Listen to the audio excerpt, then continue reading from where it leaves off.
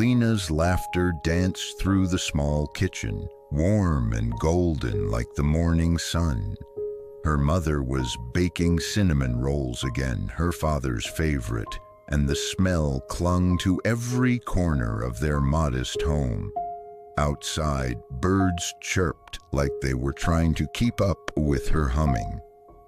17 years old, with eyes the color of honey and a heart that beat in melodies, Lina lived a life that felt almost cinematic. She loved mornings.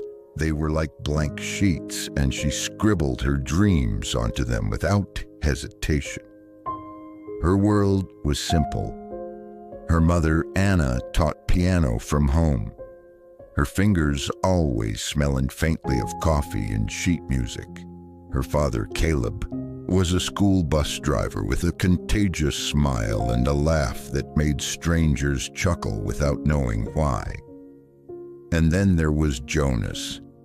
He wasn't perfect, no boy at 17 was, but Lina didn't care. When Jonas held her hand, the world narrowed down to just 2 heartbeats in sync. He'd bike across town just to walk her home from school. He'd sneak love notes into her locker with crude drawings and scribbled poetry that made her giggle. There was a rhythm to it all, a quiet joy that felt endless. Weekends were made of movie nights, rainy days with board games, and Sunday mornings where they all danced in their socks to old vinyl records.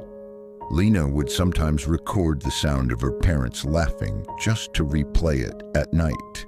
She said it was her lullaby. At school, she wasn't the most popular, but everyone liked her. Lina had a warmth that felt rare, gentle yet fiercely loyal.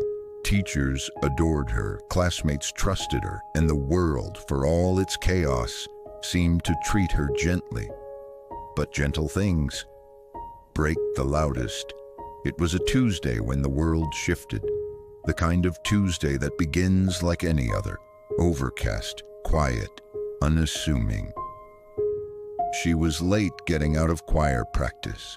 Jonas had a cold and didn't wait for her like he usually did. Her phone buzzed with a text from her dad. "Pick you up in 10. Don't wander, little songbird." She smiled, replied with a heart emoji, and waited outside beneath the large oak tree by the school's entrance. They never came. The minutes ticked by slowly beneath the old oak tree. Lina scrolled through her phone, checking messages, smiling absently at a meme Jonas had sent her the day before. The wind picked up slightly. Clouds gathered overhead like silent witnesses to something they knew was coming. 10 minutes turned into 20. Her heart fluttered. Not out of worry, just anticipation. Maybe traffic. Maybe they stopped for gas. Maybe... Then her phone rang. Unknown number. She hesitated before answering, expecting a wrong call, but something cold crept down her spine as she pressed it to her ear.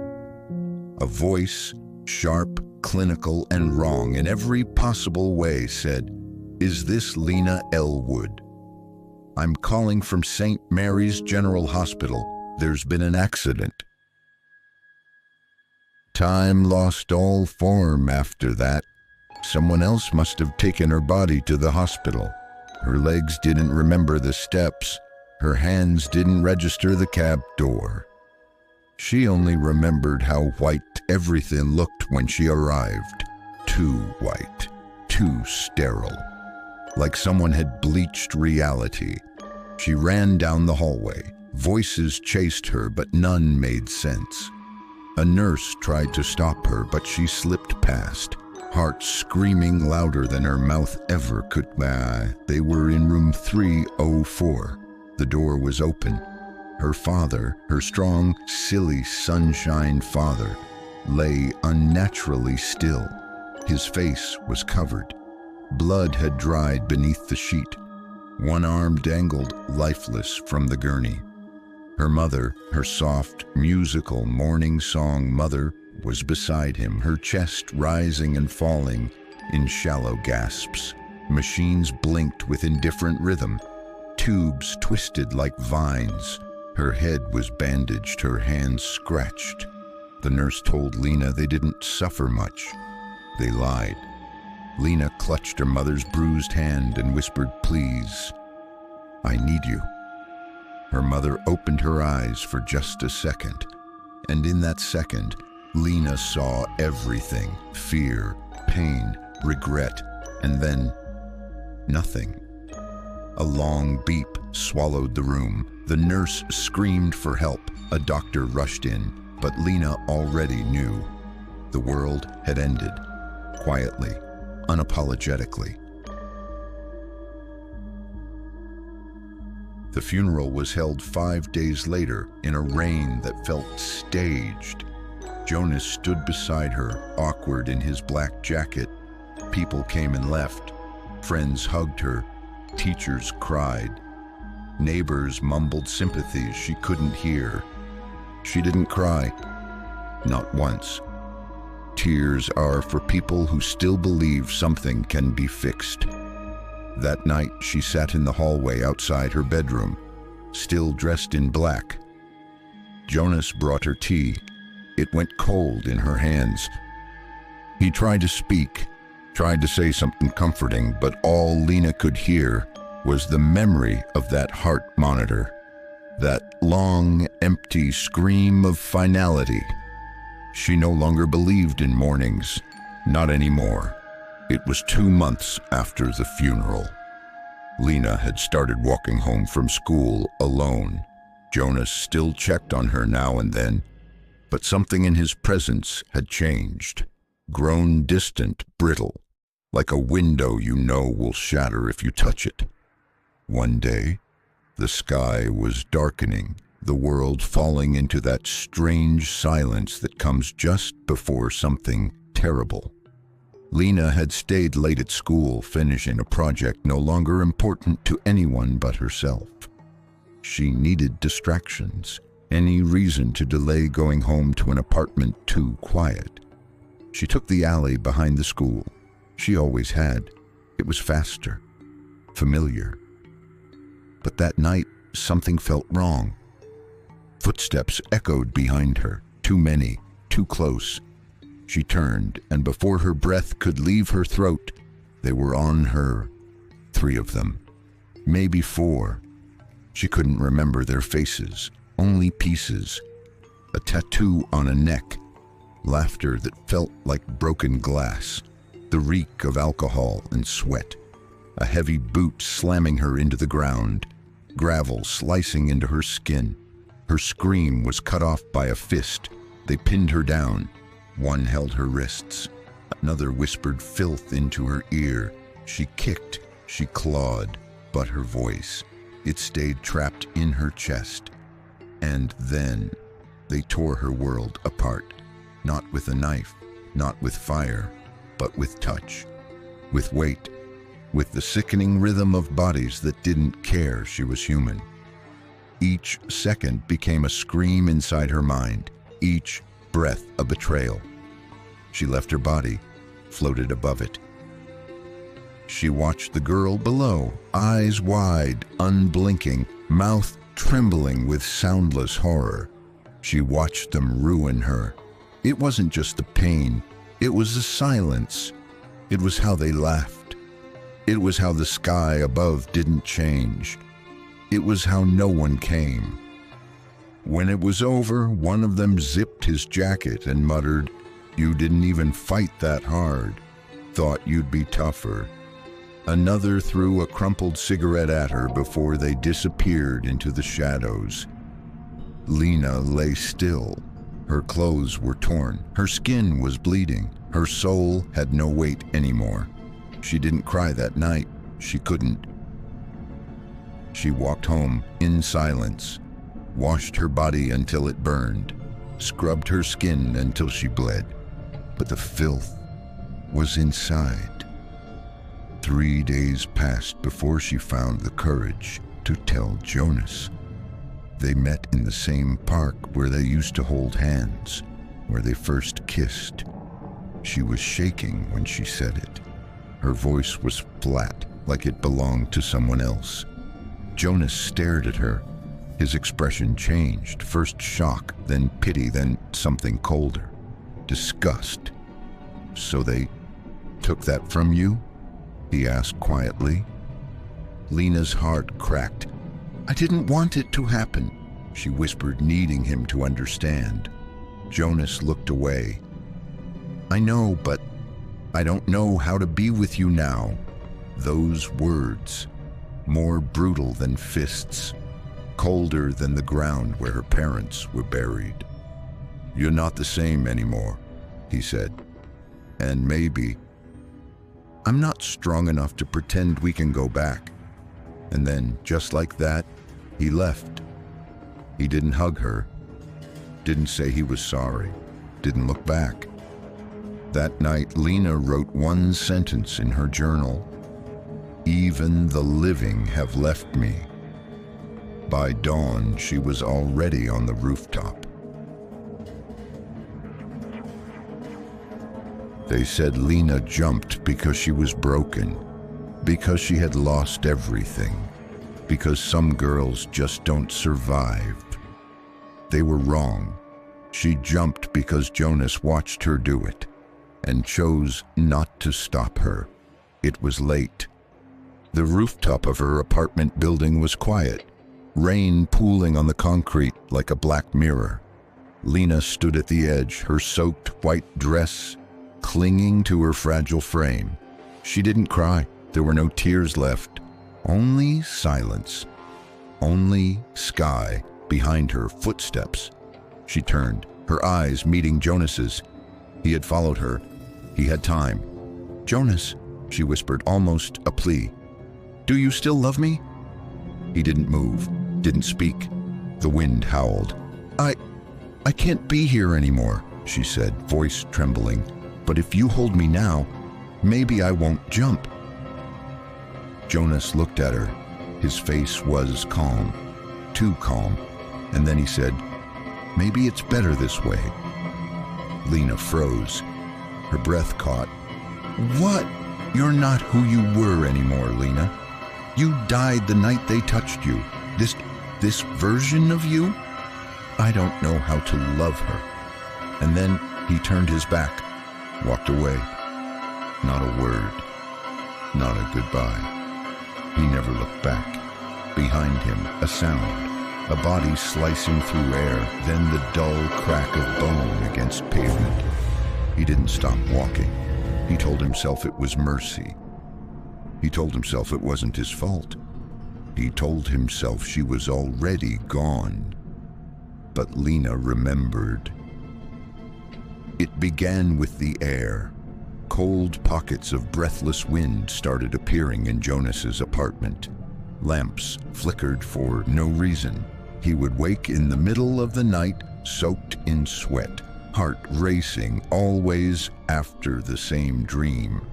In it, Lina stood at the foot of his bed, wearing the same dress she was buried in. Eyes hollow, skin pale and cracked like old porcelain. She didn't speak, she only stared, and somewhere behind her was the sound of dripping water. One night he awoke to find the mirror in his bathroom had cracked clean down the center. Someone had written on it, in a smeared, rust-colored substance, "I remember." He didn't sleep again that night. Lina's anger had festered in the darkness, growing stronger with every moment since her death. But now it was time. Time to make them feel what she had felt. Time to make them pay for the horrors they had inflicted on her. The three men, the ones who had taken everything from her, were still living their lives, unaware that the girl they had brutalized had returned from the grave. But Lina knew their faces. She knew where they lived. She knew their habits. and she knew exactly how to make them suffer. It was a quiet night when she first reached them. They were at a bar, laughing, drinking, as if nothing had ever happened. They were enjoying the freedom they had stolen from her. Lina stood at the doorway of the bar, watching them through the foggy glass. Her heart, though cold and empty, was pounding in her chest. Each beat felt like a drum of judgment. They were so easy to hate, so easy to despise. And in the depths of her fury, Lina made them see her. She whispered to their. The lights flickered, the temperature dropped. The laughter in the bar was replaced with a chill that crawled under their skin. One of the men, a tall, broad figure, looked around, his eyes narrowing. His friends stopped talking, sensing something was wrong. The room seemed to grow colder, darker, and then in the corner of his eye he saw her, Lina, standing in the doorway, her ghostly form bathed in shadow. He blinked, unsure if his mind was playing tricks on him. But no, the image before him was all too real. "No," he screamed, his voice shaking as he stood up. The others turned to him, but by then it was too late. Lina stepped forward and the air grew thick with terror. The man who had first assaulted her fell to the floor, clutching at his throat, gasping for breath. His face twisted in panic as he realized he could no longer breathe. His hands clawed at his neck, but it was as if an invisible force was choking him, squeezing the life from him one breath at a time. "Do you feel it now?" Lina's voice was cold, like ice scraping on metal. "Do you feel the suffocation, the helplessness?" The man's eyes bulged, his body convulsing, and just as he thought he might die, it stopped. He gasped for air, falling to the ground, trembling. But Lina was not done. "You thought I was weak, that I would fade away, but I don't disappear. I never did." She moved to the next man, the one who had laughed as she had screamed. The man who had watched without remorse as the others did what they wanted. He was sitting at the bar, now staring at her with wide eyes, his body frozen in terror. "You took my voice," Lina whispered, her voice now like a breath of wind. "Now you'll never speak again." The man opened his mouth to scream, but his voice was gone. His throat closed tight as though it had been sealed shut. He clawed at his neck, but there was no sound, just a look of pure panic. Lina's lips curled into a cold, twisted smile. "You will never be heard again," she said. And with that, the man fell to the ground, unable to make a single noise. His eyes wide in fear, trapped in a silent hell. The last man, the one who had watched her suffer without lifting a finger, tried to run. He dashed toward the door, but the air around him thickened, and the floor beneath him seemed to stretch away. "Run if you can," Lina's voice echoed, full of mockery. "You'll never escape me." The door slammed shut in front of him, trapping him in a dark, endless void. He spun around, his panic rising, but it was too late. Lina was everywhere, her cold presence surrounding him, tightening the walls around his mind.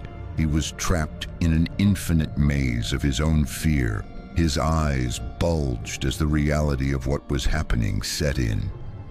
"You abandoned me," Lina whispered. "Now you'll never escape your own nightmare." The walls around him began to close in, crushing him. His screams echoed in the empty space, but there was no one to hear him, no one to help him. And then, just like that, the sound stopped. Lina left them just as easily as she had entered. The lives of the men who had destroyed hers had been shattered, twisted into a nightmare from which they would never wake. She had exacted her revenge, and yet it felt empty. The pain didn't fade. The satisfaction was fleeting. The ghosts of her suffering lingered still, like the stench of decay. As Lina disappeared into the darkness, the bar was silent once more. The men would never wake up again, not in the way they had been. They were broken, shattered by the consequences of their actions.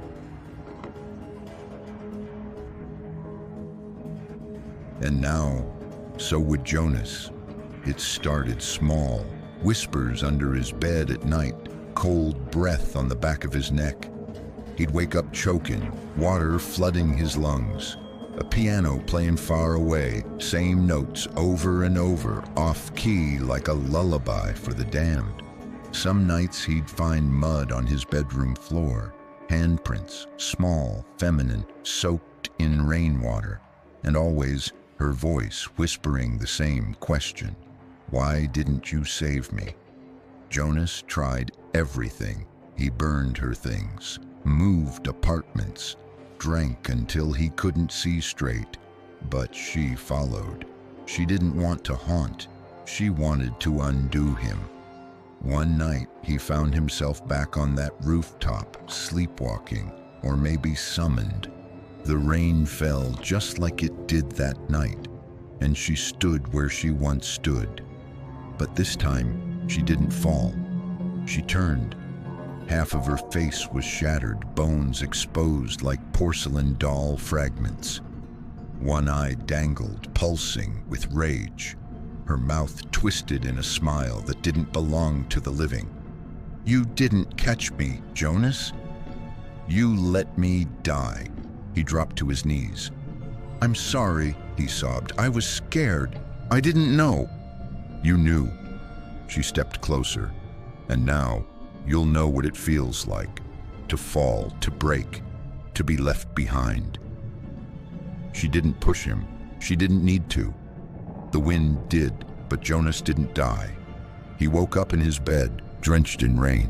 From then on, every night became the fall. Every night she made him relive it. The rooftop, her voice, the impact, the blood, again and again and again. He stopped leaving the house, stopped eating, stopped speaking. Neighbors said they heard music coming from his apartment, low, eerie piano notes. One day they found him sitting in a chair, face torn with his own fingernails. On the wall behind him, carved with something sharp, I saw her die and I did nothing. But even in death, he found no rest, because Lina wasn't finishes. They say vengeance dies when justice is served. But Lina's justice never came. Only silence, only turning backs, only people who saw and did nothing. So her curse grew teeth, and it began to spread. The next was Mr. Coleman. He had been a teacher at Lina's school, strict, stone-faced, always preaching about discipline and order. But when Lina came to class 3 days after the attack, barely able to walk, eyes dull and skin bruised, he said, "No excuses, everyone has problems." He marked her late, sent her to detention, and watched her walk away, broken, limping, bleeding inside. One evening, he stayed late in his office. The halls were empty, the building asleep. But then, a soft tap, tap, tap on the glass. He looked up. No one. Then again, tap, tap, tap. Closer now. He stepped into the hallway. Lights flickered. Cold air spilled across the floor like fog. At the far end of the corridor, a figure stood, a girl in a soaked white dress. He blinked. She vanished. But when he returned to his office, all his papers were shredded, except for one, a single photo from Lina's student file, her ID picture torn in half, on the white space beneath in smeared ink. You saw me. That night, he was found hanging in the faculty bathroom, but he hadn't used a rope. He had used his own necktie and carved the word coward into his chest. Then came Sarah and Kaylee, Lina's classmates, the girls who laughed behind her back, who whispered, "She probably liked it. Bet she made it up for attention." 2 weeks after Jonas's death, Sarah opened her closet to find all her clothes drenched in blood. Not fake blood, real. The next morning, her dog wouldn't stop barking at the corner of her room, growling at empty space. She woke up to long strands of black hair wrapped around her neck. Kaylee went blind. No cause. Just woke up one day and couldn't see. The last thing she claimed to have seen? A face, split in two, crying and smiling. By now, the town had begun to whisper about the girl who died, about the people who didn't help, and the things happening to them. But no one said Lina's name aloud. They were afraid it might summon her. And yet, some still didn't learn. A new girl at school, Hannah, was cornered in the stairwell by 2 boys. She cried for help. Students passed, teachers passed. No one stopped until the lights went out. They said they heard a scream, not from Hannah, but from the boys. When they were found, both had their mouths sewn shut and written on the wall in black ash, "Silence is complicity." Lina was no longer just a ghost. She was a storm, a reckoning. She didn't punish just the wicked. She punished those who watched and walked away. Some say if you stand by while someone is hurt, if you close your eyes, cover your ears, pretend it's not your problem, you'll hear a piano playing in the dark. And you'll hear her whisper too, "You could have saved me. Now I will not save you." The school had tidre. They repainted the halls, installed new lights, held a memorial no one wanted to attend. The gym was always quiet after dark. The scent of sweat and varnish lingered in the air, mixed with something faint, like rust. Mira liked the silence. No questions, no glances. Just the creaking floor beneath her bare feet as she practiced alone, long after everyone else had gone. That night, the silence broke. She heard the door creak behind her.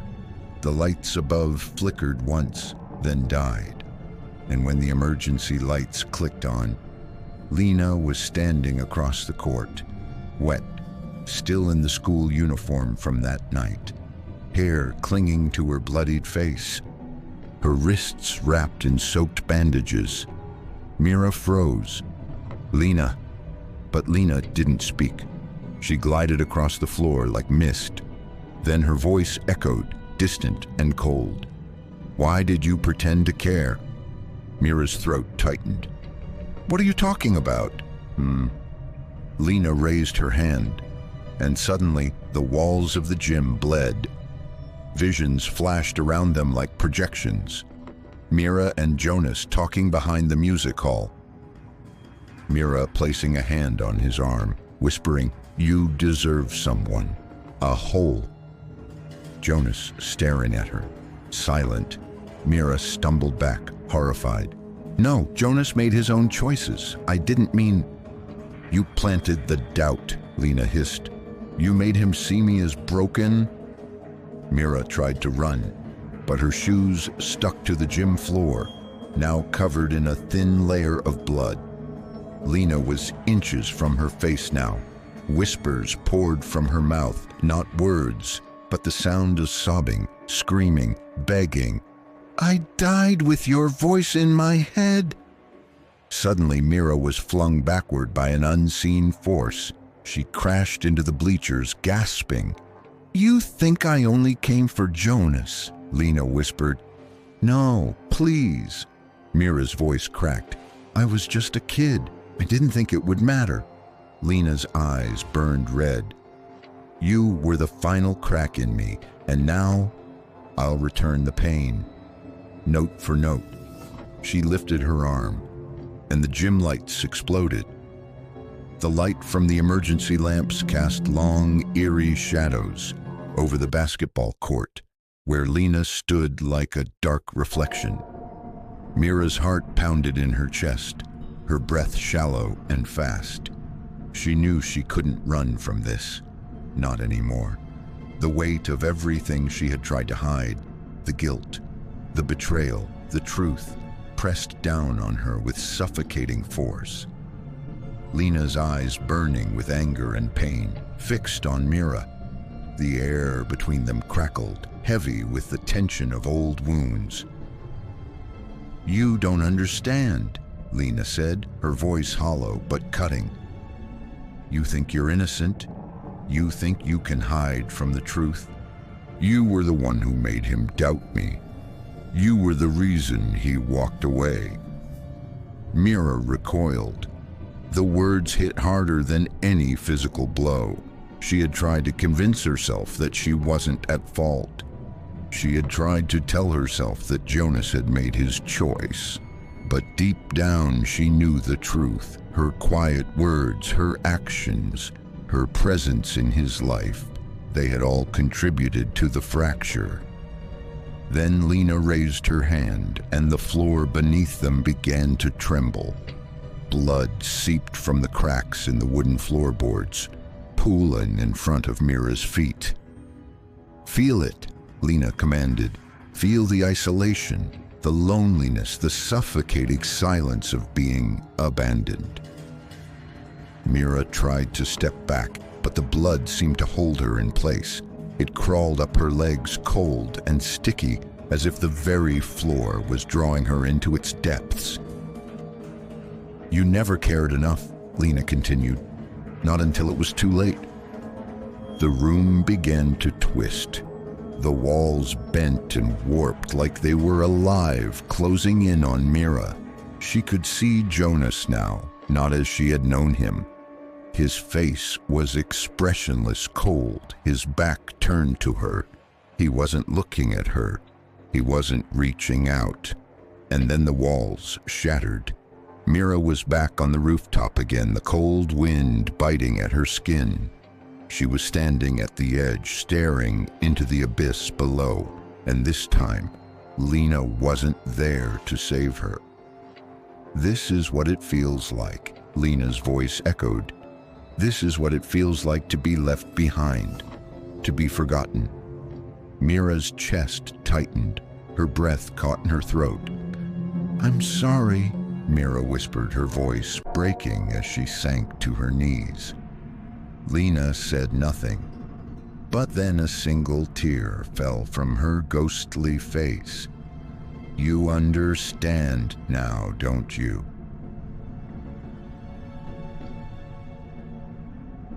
Lina's eyes pierced her, a burning intensity that seemed to pull every last ounce of life out of Mira. Her breath was ragged, and she could feel the weight of Lina's pain suffocating her. She had thought she understood. She had tried to justify everything, but now, in this moment, she saw the truth clearer than ever before. Lina had died with the screams of abandonment echoing in her ears. She had died with the feeling of being discarded, as though she meant nothing to the world, as though her entire existence was a shadow too easily erased. It wasn't just Jonas who had left her behind, it was the world. It was everyone. Mira's chest tightened, her breath coming in shallow, desperate gasps. Lina's voice, cold and full of judgment, sliced through the air once again. "Do you feel it now, Mira?" Lina whispered, her words like poison. "This is what it feels like to be alone, to be abandoned." Mira looked up, her tear-filled eyes meeting Lina's cold, hollow gaze. I understand now," Mira whispered, her voice cracking under the weight of it all. "I understand your pain, your suffering. Lina stepped closer, her figure blurring in the dim light. "No, Lina cut her off, her voice low but filled with malice. "You don't understand. You never will. You think a few words of apology will erase everything, will undo the pain you caused." Mira's heart ached. She felt the weight of her betrayal, her selfishness, her ignorance, pressing down on her chest like a mountain. Lina's figure flickered in the shadows, then, suddenly, she was gone. Mira blinked, and when she opened her eyes, the gym was empty, silent once more. The floor was clean, the blood gone.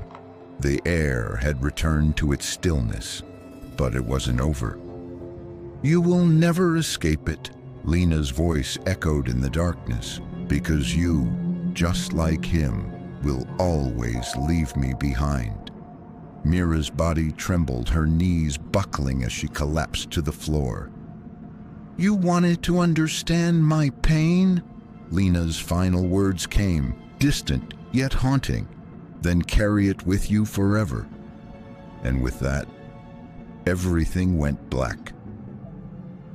Mira woke up. The soft hum of her alarm clock was the first sound she heard. Her surroundings were dimly lit by the morning sun streaming through the blinds. She blinked, disoriented, unsure of whether the events of the night before had been a dream or reality. Her hands shook as she touched her face, realizing with a start that the tears were real. The weight of Lina's final words still hung in the air, thick and suffocating. She sat up slowly, her heart pounding. The world outside her window was calm, normal, but she wasn't. She couldn't escape the feeling, the sensation of abandonment, of loss that Lina had left her with. The very feeling that had driven her to the edge, the feeling of being forgotten. Lina's ghost had shown her the truth. Lina had died with a broken heart, and now Mira would live with it. But there was no turning back, no undoing what had been done. Lina was gone. Jonas was gone, and now all that remained was the echo of their absence. Mira stared at her reflection in the window, her mind numb. The silence felt louder than ever, and the truth was clear. Lina's pain would never be gone. It would never fade away. It would remain with Mira forever. And as the last shred of daylight disappeared behind the horizon, the first time, a tear slipped down Lina. She didn't forgive. She didn't kill. She just let the pain pass through. Finally, Lina returned to the rooftop. Wind tangled through her hair. She felt weightless. She looked out at the city below, so full of lights, of people who had no idea how cold betrayal could be. She smiled, not out of joy or sadness, just peace. And then she was gone.